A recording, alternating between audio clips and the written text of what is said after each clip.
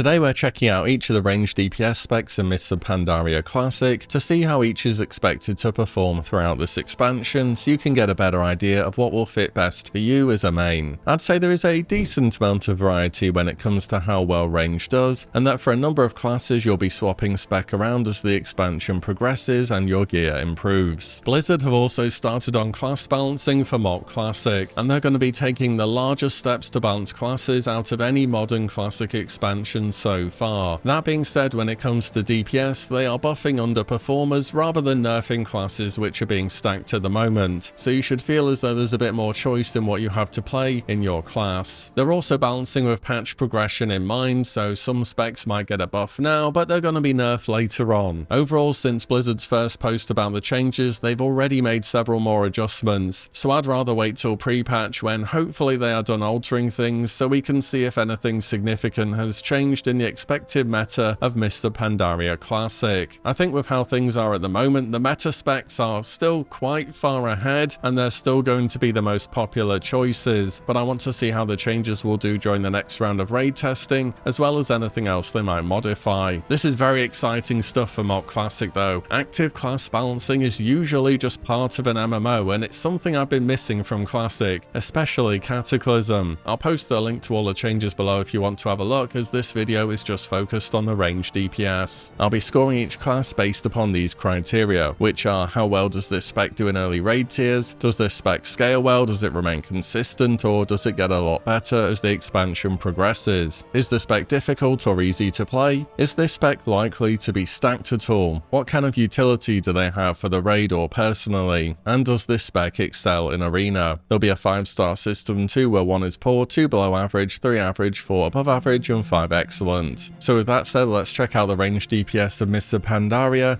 and see how well each one of them will be doing. Let's make a start with a Shadow Priest. This should be a spec that will have remained largely in the same place within the game for quite some time now, and that should be a middle of the pack DPS which provides solid utility and has great personal survivability. It should be noted that Blizzard already appeared to be taking a more hands-on approach for classes than they did in Cataclysm, and they've made a change to Shadow Priest where they'll now generate shadow orbs passively whilst not in combat or in PvP instances. This is mainly to smooth out their opening rotation, where otherwise you'd be spending a while generating orbs before you could use them. So yes, it's definitely a buff, but it's closer to being quality of life than something which will be a big impact on their DPS. Early on into Mists of Pandaria, you'll see raids take a Shadow Priest as more of a long-term investment in a player who wants to main the spec for the entire expansion. Shadow Priest does however scale very well with gear as time goes on, and of course are particularly strong when it comes to encounters that allow them to make the most of their ability to damage multiple targets through their damage over time effects. Difficulty wise, they're a pretty straightforward class to play with keeping your damage over time effects active, and they have a builder spender type system with their shadow orbs as well. Things can become more challenging when having to track dots across multiple targets, but that really is about as hard as it gets. You shouldn't expect Shadow Priest to be a spec that people actively look to stack this expansion, and again it's probably going to just be a one-off, more so in 25 player raids, as you can just fit in more players in general. Fortunately, Shadow Priest as per usual has solid utility as an upside. Here they can offer dispels, various raid buffs, and dispersion, which has always found uses where somebody needs to do a soak mechanic. In PvP I think they're overall in a better spot than they are in PvE as well, with very strong multi-target damage, a bunch of CC and Psychic Scream, Horror and Silence, and a ton of utility. This should be a spec you see a bunch in spell cleave comps. Next up, let's talk mage, and we'll start with fire. As per usual, fire typically starts off in a bit of a weaker spot when compared with some other mage specs, and they really need a bunch of extra crit from secondary stats before they're able to start reaching their potential. They make up for this by being one of the better scaling classes in the game, and this has been true for such a long time now. A big part of fire mage is getting those multiple crits in a row that enable hot streak and let you fire off an instant pyroblast for free, and the fire mage in MOP is still playing this way as well. It's a fairly straightforward type of gameplay too, keeping Living Bomb active, trying to get instant pyroblasts, and spreading your dots around with Inferno Blast. It's also much less RNG heavy than fire was in Cata 2, and you don't literally need the stars to align for you to do crazy damage, so that's a positive as well. That being said, whilst fire ends up being strong in Mists of Pandaria, the other two mage specs both kind of cover the early and late game, so it may not end up seeing too much play. Mages in general also aren't huge on raid-wide utility, just really bringing buffs and a bloodlust effect, but chances are there's somebody else in your raid that can already do this, and due to this you really want to be playing the top damage dealing mage spec so you can earn your raid spot. Finally, in PvP they're okay, but they're definitely a downgrade from how good they were in Cataclysm. They kind of fall back into that old spot of having good damage, but being a bit comparatively lacking on survivability and CC when compared to Frost. Speaking of Frost, this spec is overall in a very strong spot in Mists of Pandaria. For a change, Frost is expected to be the top overall mage spec for raiding during the start of MOP, and since they're not as reliant on targets being frozen anymore to deal damage, they really start to shine in this area of the game, and Frost Mage should be one of the top performers in Mists of Pandaria right at the start of it. Frost also scales quite well throughout the expansion too, as gear gradually improves, but eventually Arcane should take over in the later tiers and become more powerful. So as a mage, expect to start as Frost and then later swap to Arcane, especially once in Siege of Orgrimmar gear. Frost Mage is pretty simple to play, just making sure you're lining up your cooldowns correctly and using your procs as soon as they are available. If there is a mage spec that will be stacked early on, it's going to be Frost, but again this should change to Arcane over time as we start hitting the later raid tiers. Still, I don't think it'll be a problem to bring multiple mages to a raid, especially in 25 player. Similar comments to Fire in terms of utility, all mage specs just kind of do the same things. Frost does have a bit more baseline survivability though, which is nice personally, but mage is, as per usual, just about doing as much damage as you can. Frost should also be the go-to mage spec for PvP throughout Mists of Pandaria 2, offering a powerful range of both CC and burst damage. Mages can also get a lot done whilst casting on the move now, and they have tons of instant cast abilities, but they are definitely more vulnerable to getting trained by other classes because there is a lot of mobility in Mists of Pandaria. Last one for the mages is Arcane. As mentioned earlier, this spec isn't really going to be up to much early on in the expansion, and you'll just be playing Frost until at least midway through Throne of Thunder, perhaps even longer. That being said, we have seen mages do unexpected stuff in the past, such as Arcane just being the overall best mage spec in TBC, or Fire the best in Cataclysm. So maybe you respec to Arcane earlier, or maybe Arcane just doesn't catch up to Frost until well into Siege of Orgrimmar. Time will truly tell on this. Either way, Arcane scaling is known to be very strong. The whole Arcane charge system undergoes a big set of changes, enabling you to make way more choices about what to spend them on. It's just a very good overhaul to this spec.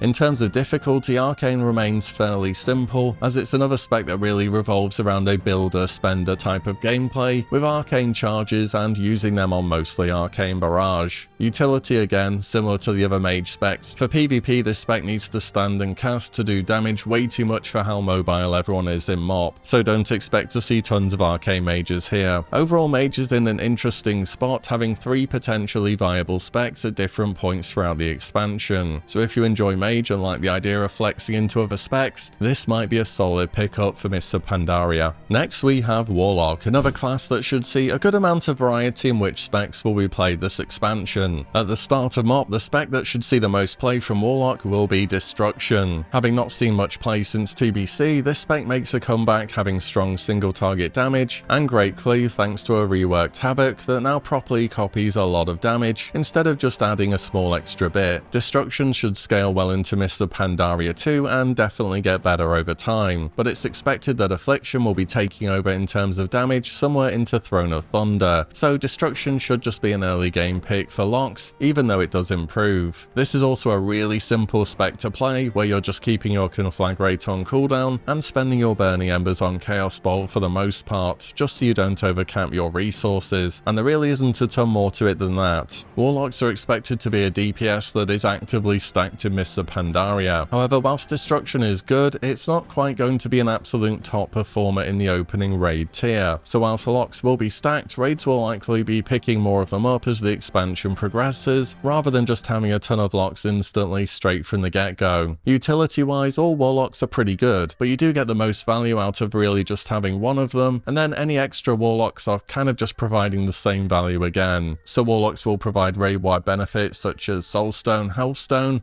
and the brand new Demonic Gateway. Oh, and in case you're wondering, Dark Intent is just a passive stat buff now, so you don't need to worry about people fighting over that anymore. In PvP, Destro is also a powerful pick. Chaos spot now always crits in mop, meaning you can absolutely delete health bars on a Destro lock if you can stand there and cast. The casting bit is a bit problematic though, but with good CC chains, this spec can absolutely shine in Arena. Next up is the Demonology Warlock. So despite this being a top tier pick throughout the whole of Mists of Pandaria originally, it's currently expected to be in a spot where it's outpaced by Destruction early, and then Affliction later on into the expansion. Demonology is still good when compared to other DPS classes, but you aren't bringing any spec specific buffs or debuffs anymore, so really just doing damage as a DPS is king. I think there will be room for experimentation here given the larger classic player base to try and unlock some hidden potential, but it might be the case where despite being good, demo really isn't played that much. Its scaling is fine too, even above average, but it feels as though it's going to be similar comments to what I made about Destruction, where eventually Affliction just takes over every other lock spec, and by the time we hit Throne of Thunder, demo isn't expected to be able to compete. On top of that, Demonology is not a straightforward spec to play. Between snapshotting, managing your damage over time effects, pet control, spending Demonic Fury, and setting up for your burst window, this spec gets pretty complicated to play, even at an entry level. And if you could, for example, press about 3 buttons on Destruction and perform better, yeah, I think most people are gonna do that. As such, it's not likely that Demonology will be stacked. Same comments for Destruction in terms of their utility, where they're good, but after one it's just more of the same. For PvP, this spec is also going to be on the weaker side, where it just doesn't pack either enough damage or multi-target pressure to match the other specs that the Warlock has, so don't expect it to see much play here either. Finally, we have the Affliction Warlock. As mentioned earlier, at the start of Mists of Pandaria, this spec may find some niche uses on multi-target encounters, but it's generally missing some of those secondary stat breakpoints and trinkets that come in later to make it very powerful. The scaling on Affliction Lock, however, is very good, perhaps one of the best of any DPS classes in MoP Classic, and by the time we're in Throne of Thunder and beyond, Affliction will absolutely start appearing at the top of your damage meters more and more. They remain solid on single target, but when it comes to cleave or multi-dotting, they really start to run away from every other class. As per usual with dot classes, you have to be wary of snapshotting, which is simply applying debuffs when you have procs active, so that the debuff benefits from this temporary effect. And things can also get a bit more complicated on multi-target encounters when you have to track a bunch of different dots. So the skill cap on Affliction will be fairly high, and a great player will be able to stand out here. Stacking wise, Affliction is expected to be one of the most stacked ranged DPS classes in Mists of Pandaria. Not so much early game, but again, Throne of Thunder and beyond, your raid should be seeing multiple of this spec, especially on 25 player. The utility is also good, similar to Destruction and Demonology. And PvP is another area where Affliction excels, this time being more about splitting pressure between enemies with their damage over time effects and gradually wearing them down, rather than just trying to nuke one person as Destruction would. Overall, the Warlock is in a great place during Mists of Pandaria as a varied and powerful class, both in PvP and PvE. Next up, let's talk Balanced Druid. So they're expected to start off Mists of Pandaria on the middle to lower ends of the damage meter, with final patch balancing and then missing a bunch of secondary stats. Boomkins won't be making much go boom in raids quite yet. Their scaling is decent to above average, and you're kind of hoping they somehow outperform expectations here, because Moonkin doesn't really get a ton better when compared to some other classes in the game. Moonkins still have their Eclipse bar in MoP, where casting abilities will push you one of two ways towards an Eclipse state. In Cataclysm, this ended up having some pretty strange interactions, where at times you'd equip a pre-pull mastery set and then enter Solar, and then stay there for the whole fight to benefit from AoE damage gains. As such, I think Moonkin is typically a bit more of an involved spec, and good players will find ways to stand out on this spec, even if it's not expected to be doing too well. Stacking wise for a Boomkin, it's looking as though it's going to be a no for Mists of Pandaria, and if they're brought, it's probably going to be a one-of, more so in 25 player raids. Their utility is good, but all druids have good utility, as their most important spells are either baseline abilities for a druid, or can now be found in your talent tree. So they do well here, but so do all druids. PvP, however, is where the good news for the Boomkin spec will be, as here this spec is kinda busted. They pack great burst damage through their cooldowns on procs, they have very good mobility, great CC with roots into beam and clone. On top of that, their off heals are good, and then you can pop Heart of the Wild and just become every druid spec at the same time. A Boomkin in one game can open and then blast all their Moonkin cooldowns, Heart of the Wild and then become a healer, and then then even go cat form and actually do relevant damage as that as well. It's probably the most crazy hybrid state the druid has ever seen. So I'd have Moonkin as mainly a PvP pick for this expansion, but it should be playable as one of mainly in 25 player raids too. Following that we have the Elemental Shaman. Early on in MoP, Ellie is expected to be a solid pick, offering both great single target and AoE damage, and it should see a lot of play. Elemental Shaman improves notably with gear, and should maintain a place in the upper levels of damage throughout the entire expansion, but not quite reaching the top spots. Elemental is also pretty straightforward to play, blasting Lava Burst on cooldown using your procs, and making the most of the stat buffs from Elemental Blast alongside your other cooldowns. Something about Elemental just always feels satisfying to play as well. Probably that moment when you get a bunch of overload procs in a row and you just see all the numbers appear. Oh, also Lightning Bolt is castable whilst moving by default in MoP, so you're able to remain pretty mobile compared to how this spec typically plays too. Stacking wise, I don't think people will actively seek out a ton of Elemental Shaman, but if you have more than one of them, it's going to be fine as well. Again, more so on 25 player. The Shaman's utility is in a great spot during MoP, packing a bunch of utility based totems and important cooldowns such as Stormlash Totem as a raid-wide damage buff, Ancestral Guidance for off heals, and of course Heroism. In PvP I don't think they're going to be quite as strong as they are in PvE, but will still be in a good place overall, particularly in caster based comps. Their main problem is simply needing to cast a bunch to get stuff done, which can be a bit tricky in MoP Arena because of how overpowered all the meta specs feel. There will be people that make this spec work though and take it to high rating, but I think it's going to be more effort than some other classes for sure. The last class we have to go over is Hunter, starting with Marksmanship. At the start of MoP, Marksmanship isn't expected to be the go-to pick for Hunters, as they have another spec which at the moment is outperforming their other options massively, which we'll talk about in a moment. Marksmanship does scale well with gear upgrades however, as they typically do, and they should be in a solid place by late Throne of Thunder to Siege of Orgrimmar, but ultimately it's not expected to be the top pick at any point throughout this expansion for PvE. It's also a pretty straightforward spec to play, where really it's just about keeping your abilities on cooldown and not overcapping on focus. Hunter utility is overall very strong, with their key benefits being misdirection to help with ads, being one of the best candidates to deal with range mechanics thanks to their innate mobility, as well as soaking things with deterrence. However, the big thing that Hunters have is flexibility. They can pick and choose a pet to cover a huge variety of raid-wide buffs or debuffs, which is just incredibly useful, especially for 10-player raids. The catch here is that any Hunter spec can do this, so only the one that's the best DPS is realistically going to provide this benefit, and right now that's not looking like it's going to be Marksmanship. For PvP though, this spec is in a better state overall than PvE, being a high pressure range class with great single target damage and a bunch of CC options. Also in MoP, Hunters don't use melee weapons anymore or have a minimum attack range, so the days of getting trained by melee and not being able to do much are finally over. Next is Beast Mastery. A Mouse BM was one of those specs that did super well during MoP originally. This time around it's looking as though it's a bit of a final patch balance casualty. BM should start on the mid to lower end of damage meters at the beginning of MoP. It does get better as time goes on, but it's really similar to Marksmanship here, where it's just not expected to be better overall compared to Survival. Maybe if fights get super short in Siege of Orgrimmar you could win out due to having a more cooldown based kit, but with what we know at the moment things aren't looking that great for BM in MoP. BM is also a simple enough spec to play too, where like Marksmanship it's just keeping your cooldowns going and spending focus where needed. As such, stacking BM not expected. Their utility is strong for the exact same reasons as Marksmanship with their buff and debuff flexibility. BM also gets exotic pets, so of course they can offer an even larger choice of buffs or debuffs than your average Hunter, but given their damage performance I'm not expecting that's going to be enough to see them picked up often. Their PvP performance is also lagging behind both Marksmanship and Survival, where Beast Mastery really just wants to run in, press their entire spellbook and hopefully win, because if you don't you're kind of in trouble. Last for Hunter is Survival, and as we are right now in Mists of Pandaria and seeing what people are doing on the beta, this is currently looking as though it's the most dominant DPS spec in the game. In fact, Survival is doing so well people are running 8 to 10 Hunters because they can bring so many buffs and debuffs. They perform well early in Mists of Pandaria with both great single target and AoE damage, and they also scale super hard with gear too, even better than how Beast Mastery and Marksmanship do. So this whole expansion at the moment is looking as though it's going to be a good time to main a survival hunter, just like Wrath and Kata really. This spec has been good for so long. The playstyle again is simple enough, just like the other hunter specs, with keeping your abilities on cooldown and spending focus so you don't cap out. As we are at the moment, this is the most stackable DPS in the game, and even with nerfs, I think survival will be stackable enough and will continue to excel the whole expansion. The utility is great, as already mentioned, with their buff and debuff coverage, and they're also ranged, which makes them easy to stack too. They're also very mobile and handle range mechanics well. This is kind of the result of Blizzard moving away from you need to bring X spec for Y buff, similar to how things were in TBC, and to a lesser extent Wrath. Survival is solid in PvP too, similar to marksmanship, providing great damage and utility options, probably not quite as good as marksmanship, but it should also be playable across a whole variety of ratings. And those are all arranged DPS options for Mists of Pandaria and how they are expected to perform, with a few more details on which ones will do well and why. Let me know if you expect anything to be different from what I've gone over here in the comments down below. And as always, thank you all so much for watching and listening in, and I'll see you all in the next one